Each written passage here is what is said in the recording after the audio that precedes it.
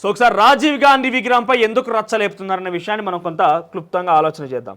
Before that మనకు వచ్చిన phone మేరకు చూస్తే కనుక రుణమాఫీకి సంబంధించిన అంశంలో చాలా పెద్ద సమస్య. రుణమాఫీకి సంబంధించిన అంశంలో ఎంత పెద్ద సమస్య అనేది అంటే అంతా సాఫ్గా క్లియర్గా ఉన్న వాళ్ళకి సుమారుగా 18,000 కోట్ల రుణమాఫీ చేసిరు వాస్తవం.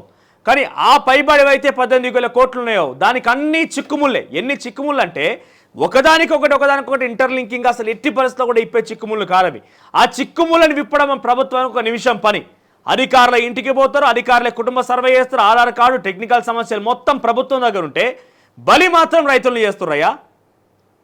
సమస్యలు మొత్తం ఏమో ప్రభుత్వం దగ్గర ఉన్నాయి. అధికారులు నిద్రావస్థలో ఉండి గత 10 సంవత్సరాలు ఇష్టానుసారంగా ఏది పడితే చేయడంతో మొత్తం అస్తవ్యస్తంగా మారింది వ్యవస్థ అంతా. ఇప్పుడు దానికి గాడిన పెట్టాల్సిన పని పక్కన పెట్టి రేషన్ కార్డు ఇవ్వకుంటే రైతు రుణమాఫీ లేదంటారు, మరి రేషన్ కార్డు ఏమి ఇవ్వకపోతుంది. కుటుంబ సర్వే చేస్తామంటారు, కుటుంబ సర్వే ఏడు దాకా వచ్చింది తెలియకప.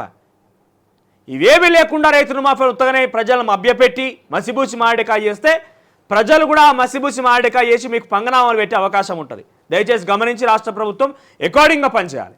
ఇక రాజీవ్ గాంధీ విగ్రహంపై ఎందుకు వివాదం కొనసాగుతున్నది?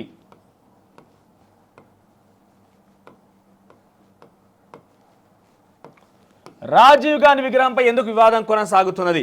బిఫోర్ దట్ ఇది చెప్పే ముందు రాష్ట్ర ప్రభుత్వానికి ఇంకొక హెచ్చరిక ఏంటంటే గత 10 ఏళ్ల పరిపాలనలో దొరల పాలన అనే పేరిట ప్రజలు కూడా విరక్తి చెంది విముక్తి లభించాలని వాళ్ళ యొక్క దృఢ నిశ్చయంతో ఇటు బీఆర్ఎస్ పార్టీ మీద వ్యతిరేకతతోని కాంగ్రెస్ పార్టీకి ఓటేసి కాంగ్రెస్ పార్టీని గెలిపించిన మాట యావత్ తెలంగాణ ప్రపంచానికి తెలుసు, తెలంగాణ యావత్ ప్రజానికానికి తెలుసు. 10 ఏళ్ల దొరల పరిపాలన నుంచి విముక్తి లభించాలనే ఒక ఉద్దేశంతో యావత్ తెలంగాణ ప్రజానికం కంకణబద్దులై బీఆర్ఎస్ పార్టీ 10 సంవత్సరాలు పరిపాలించింది కదా, వీళ్ళు మాటలు బాగానే చెప్తున్నారు, వీళ్ళ మాటల సంగతి చూద్దామన్నట్టుగా వీళ్ళ మీద వ్యతిరేక కాస్త కాంగ్రెస్ పార్టీకి పాజిటివ్గా మార్చింది, కాంగ్రెస్ పార్టీ అధికారంలోకి వచ్చింది. కానీ ఈ 9-10 నెలల పరిపాలనలో ముఖ్యమంత్రి రేవంత్ రెడ్డి కేసీఆర్ని మాత్రం ఒక రకంగా అందుకోలేకపోయాడని చెప్పాలి. ఎందుకని అంటున్నా అంటే మీరు గమనిస్తే కేసీఆర్ గత మొదటి 5 ఏళ్ళలో కొంత పరిపాలన బాగానే ఉండే, 2-3 ఏళ్ళ దాకా కొంత ఏమి ఇబ్బంది లేదు. పథకాలు నేరుగా డైరెక్ట్ ప్రజల ఖాతాలోకి వచ్చేది, రైతు బంధు కానీ లేకపోతే ఇంకేదైనా పథకం కానీ పెన్షన్ కానీ ఏమీ కానీ ఏమైనా డైరెక్ట్గా నేరుగా ప్రజల ఖాతాలోకి వచ్చిన ప్రజల్లో కొంత మొట్టమొదటిసారిగా తెలంగాణ రాష్ట్రం వచ్చింది. కేసీఆర్ ముఖ్యమంత్రి అయిన కాబట్టి కొంచెం ఆచితూచి ఆలోచన చేసిర్రు. ఆయన కూడా కొంచెం డైరెక్ట్గా వెళ్ళే ప్రయత్నం చేసింది. మీరు చూస్తే ఇప్పుడు కూడా పోండి, ఆయన రుణమాఫీ చేయలేదు కావచ్చు, కానీ రైతులకి రైతు బంధు సమయానికి ఇచ్చి లేకపోతే ఇంకోటో గత తెలంగాణ పరిస్థితుల్ని గతంలో దానికి కేసీఆర్ వచ్చిన తర్వాత పోల్చుకుంటే నీళ్ళు వచ్చినాయి, కొన్ని అవి ఏర్పాటు చేయగలం. ఎందుకంటే మన నిధులని మనం సక్రమంగా ఉపయోగించుకోగలం. ఆంధ్ర ఆ పాలనలో అక్కడ దోపిడీ గురైన దాన్ని కాస్త మనదాన్ని మనం సక్రమంగా ఉపయోగించుకోగలం. సో పాజిటివ్ నెగిటివ్ ప్రకృతి సహకరించి అన్ని రకాలుగా సహకరించింది కాబట్టి కేసీఆర్ ఒక మొదటి 4 సంవత్సరాలు 3 సంవత్సరాలు మంచి పేరు మూట కట్టుకోగలిగిండు. కానీ రేవంత్ రెడ్డి మాత్రం ఈ స్థాయిలో ప్రజలకు వెళ్ళలేకపోతున్నాడు. కేసీఆర్కి ప్రజలతో ఎమోషనల్ కనెక్టివిటీ ఉంటుండే, ఆయన భాషలో కావచ్చు, ఆయన మాటలో కావచ్చు, కొంత ఆయన ఆ రకంగా అప్పుడున్నటువంటి సిచ్యువేషన్లో అట్లా గమనించారు ప్రజలు. కానీ రేవంత్ రెడ్డి అదే స్థాయిలో వెళ్ళాలంటే ఇంతకు రెట్టింపుగా మీరు పనిచేయాలి. బేషజాలు లేకుండా మీ ప్రభుత్వం సంబంధించి గొప్పలు పోకుండా చెప్పిన మాటే పదే మళ్ళా చెప్పి ఆగమైపోకుండా సమయానికి రైతులని, మహిళల్ని, విద్యార్థుల్ని కనుక ఆదుకొని ఉంటే ఈ ప్రభుత్వం కూడా కేసీఆర్ మొదటి 3-4 సంవత్సరాలు ఏ రకంగా అయితే పేరు ప్రఖ్యాతలు గాంచిండో, కేసీఆర్ పేరు వినంగానే ఏ చిన్న స్థాయి చిన్నకారు రైతులు కావచ్చు, మహిళలు కావచ్చు అందరూ గుర్తుపడతారో కేసీఆర్ అంటే అభిమానం ఉన్నారు, అదే స్థాయిలో రేవంత్ రెడ్డికి మూట కడుతుంది. రేవంత్ రెడ్డికి గొప్ప అవకాశం ఉన్నది. ఎందుకంటే ఈ 10 సంవత్సరాల్లో 3 సంవత్సరాల కాలంలో ఒక మంచి పరిపాలన ఇచ్చి 7 సంవత్సరాల విధ్వంసం జరిగిందనేది ప్రజలు గమనించారు. కాబట్టి దాన్ని ఓవర్కమ్ చేసి మీ దిశగా మీరు ముందుకు వెళ్ళాలంటే మంచి గొప్ప అవకాశం. రేవంత్ రెడ్డి ఆ రకంగా ఇప్పుడైతే ప్రయత్నాలు చేయడం లేదు. ఎందుకంటున్నా అంటే ఆయన ప్రయత్నం మొత్తం కూడా ఒక లెవెల్ వరకే ఆగిపోయింది, గ్రౌండ్ వరకు వెళ్ళట్లేదు. రేషన్ కార్డు ఇస్తే గ్రౌండ్ వరకు పోయినట్టు. వైద్య విధానంలో మార్పులు తీసుకొచ్చి వైద్య విధానంలో క్షేత్రస్థాయిలో గవర్నమెంట్ హాస్పిటల్ పరిస్థితి దుస్థితి ఏంటన్నప్పుడు అప్పుడు వాళ్ళకి చూస్తే అప్పుడు ఈ క్షేత్రస్థాయిలోకి పోయినట్టు, విద్యార్థులకు పోయినట్టు. ఆకలిలోనికి అన్నమని పెడితే ఏం కాదు, కానీ నాకు ఉన్నది అని చెప్పి ఆవురు మన విచ్చలవిడిగా పడేసిన దగ్గరికి పోయి తిను అని ఇంకా అన్నం పెడితే వాటి పరిస్థితి తినడు. సో ఆకలైన వాళ్ళకి అన్నం పెడితే బాగుంటుంది. రేవంత్ రెడ్డి గారు ఈ క్షేత్రస్థాయిలో ఇంకంతవరకు పోలేదు. 100% పోలేదు. మీరు ఆకలైన వారికి అన్నం పెడితే బాగుంటుంది. ఒక్కసారి ఒక ఫోన్ కాల్ వస్తుంది, తీసుకుందాం మనం. ఎస్ కట్ అయింది.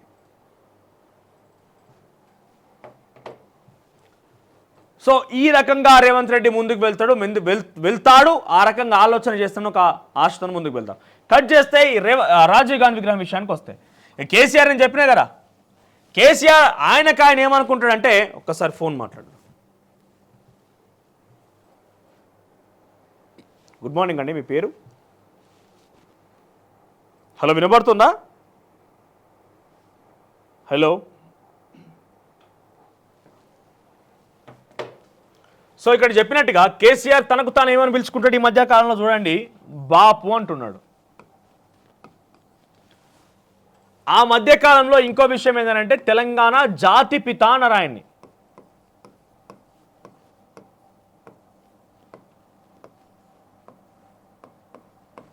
తెలంగాణ జాతి పిత అన్నారు. ఇంతెందుకు, ఒక చోట విగ్రహం కూడా కట్టి గుడి లెక్క పూజ కూడా చేశారు. మీకు గుర్తుందో లేదో, సిరిసిల్ల దగ్గర ఇక్కడ ఒక మనిషి, పెద్ద మనిషి. ఓకే, బాపు తెలంగాణ జాతి పిత, విగ్రహం కట్టి పూజలు, ఇవన్నీ రకాలుగా కీర్తి ప్రతిష్టలు పొంది ఆయనే పెద్ద ఆయనకు మించి ఆయన ఎవరు లేరు అన్నట్టుగా మనం చూసినాం గత 10 ఏళ్లలో. సెక్రటరియట్ కట్టింది ఎవరు? ఆయనే. కానీ సెక్రటరీ ఒకసారి వచ్చిండా? రాలేదు. ఉందా ఫోన్? నమస్తే, గుడ్ మార్నింగ్ అండి. ఎక్కడి నుంచి మాట్లాడుతున్నారు? మీ పేరేంటి? చెప్పండి. అది ఒక ఆధార్ కార్డు, అది రైట్, చూస్తా.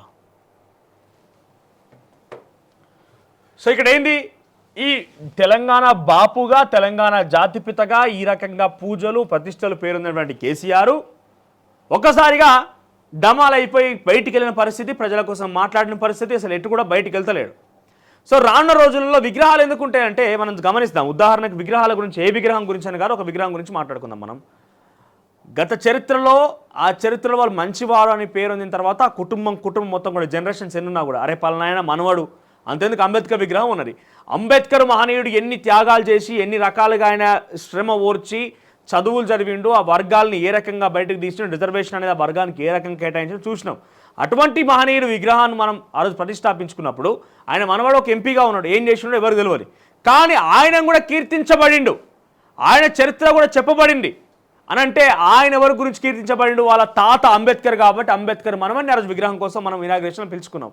ఇప్పుడు అంతే, తెలంగాణ రాష్ట్రంలో తరతరాలుగా చరిత్రలో చెప్పుకోవాలనే ఒక పేరు, కేసీఆర్ పేరు ఆ రకంగా ఉండాలనేది బీఆర్ఎస్ పార్టీ ఆకాంక్ష, బీఆర్ఎస్ పార్టీ ఆశ. డెఫినెట్గా ఆయనకు గుర్తింపు ఉంటుంది, కానీ ఇంకా రెట్టింపుగా ఎవరు లేరుగా.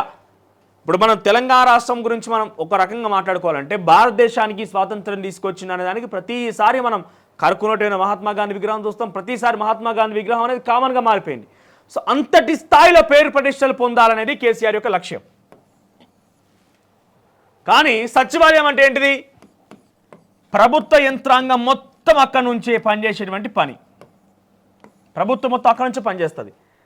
దాని ఎదుట బయటికి వెళ్ళంగానే ఒకటి అమరవీరుల స్తూపం కట్టిరు ఆర్టిఫిషియల్గా. అది అమరవీరుల స్తూపం అని ఏ ఒక్క తెలంగాణ వాడు అనుకోడు.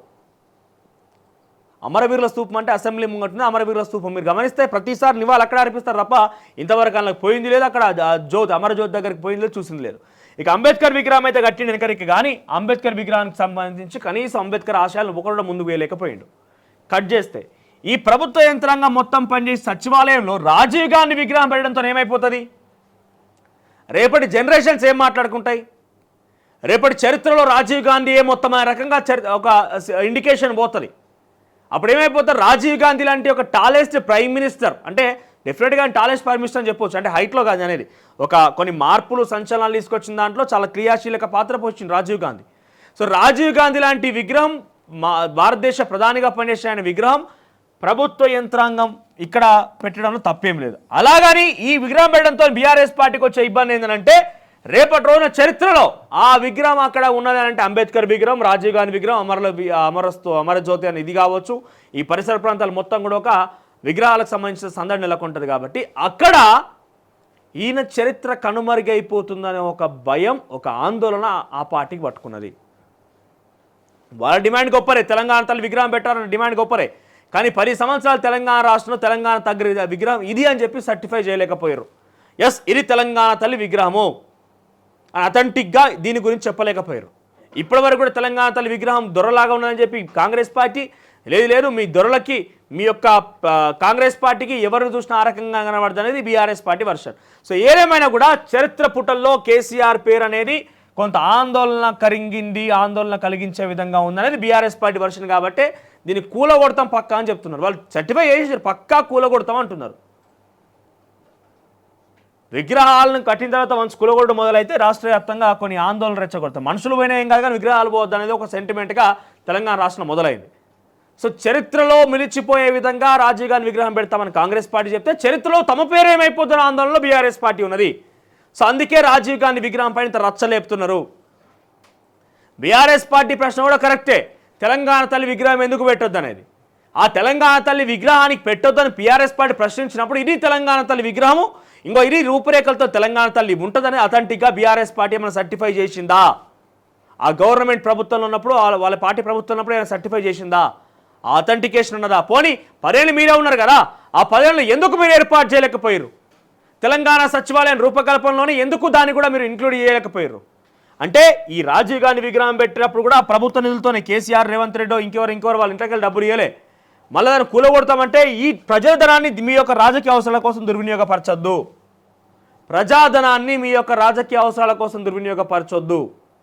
సో ఈ మొత్తం మీద ఏంటంటే కేసీఆర్ చరిత్రలో ఏమైపోతాడో, కేసీఆర్ కంటూ గొప్ప పేరు ఉన్నది. కానీ రానున్న జనరేషన్ గుర్తుపెట్టుకోవాలి కదా, ఇప్పటికిప్పుడే కేసీఆర్ మర్చిపోతున్నారు జనం. ఎందుకంటే నేను బయటకు వస్తలేడు, మాట్లాడుతున్నాడు, ఏడమన్నాడో తెలియదు, ఏడమన్నాడో తెలియలే.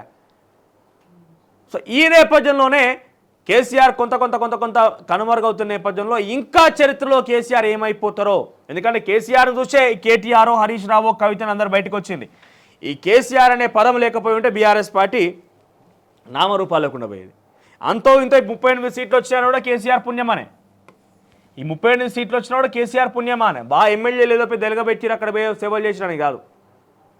సో కేసీఆర్ ఫర్దర్ ఫ్యూచర్కి సంబంధించి ఆయన యొక్క మెమొరీస్, ఆయనకు సంబంధించిన ఐడియాలజీ, ఆయనకు సంబంధించినటువంటి ఆ కీర్తి పరీక్షలు ఏ రకంగా అయితే ఆయన గతంలో పొందిండో, బాపు, జాతిపిత ఇవన్నీ చెప్పిండో, అది పోతుందని ఒక భయాందోళనలో బీఆర్ఎస్ పార్టీ ఉన్నది. రైట్, ఇది రాజీవ్ గాంధీకి సంబంధించిన విగ్రహం యొక్క వివాదము. అసలైన తొలి వెలుగు. ఫాలో వాట్సాప్ @తొలి వెలుగు official.